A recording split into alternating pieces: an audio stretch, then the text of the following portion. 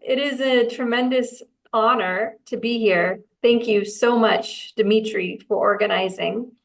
I have a weekly podcast called Gaslit Nation, where we look at the threat of dictatorship, fascism here in the US with Trump and Putin and around the world. Orban, Iran, Hamas, all of it. And we focus on the journalists, the activists, the dissidents who are fighting for a free future for all of us. And we talk a lot about our shared freedom, our shared liberation. We share history, strategies, legal rights that all of us should be aware of wherever we live in the world, and how to help each other. So if you have any interest in joining that community of listeners, going to our events, hearing the show, sending ideas for people to have on the show, you can email me through this website, gaslitnationpod.com. We believe in the Russian people to build a new Russia. We know it's a matter of time. We believe in you and we want to support you. So let me know what we can do for you to help you, because we understand the threats and the danger that you and your families face no matter where you are. So please get in touch with me if you have ideas or need help with anything. You can contact me through gaslitnationpod.com. In my film, Mr. Jones, about the Holodomor, Stalin's genocide famine in Ukraine, made with the help of historians like Timothy Snyder, and directed by Agnieszka Holland, who grew up in Soviet-occupied Poland.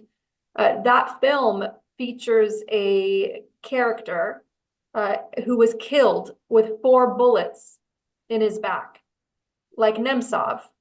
So that film, Mr. Jones, pays tribute to the people of Ukraine, the millions who suffered under Stalin, and the Russian opposition today, like Boris Nemtsov. So it's very much a film inspired by the courage of Russians who stand against the war, stand united with Ukrainians for a free and safe future. So I want to thank all the people here, and I see many familiar faces and names, and I want to thank you for all that you do. And just showing up here today is incredibly powerful, because it's by showing up, even when we don't want to, when we feel hopeless, it's by showing up again and again and again that we change things, like water eroding a rock. That's how we change.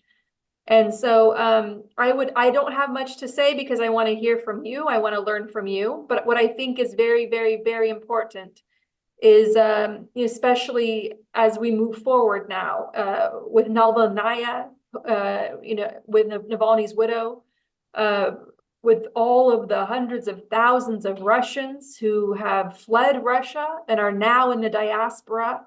I think 2 things are extremely important for all of us, for our shared freedom and future, is that all Russians everywhere in the diaspora join with Ukrainians, join with Poles, to talk about their shared history of oppression under Soviet rule. Millions of brilliant minds, millions of brilliant Russians were killed by Stalin.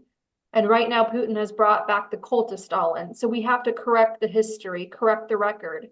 And Russians, Ukrainians unite to really pay tribute to the Russians, the Russian brain, the Russian mind, the Russian artists that we lost, that civilization lost.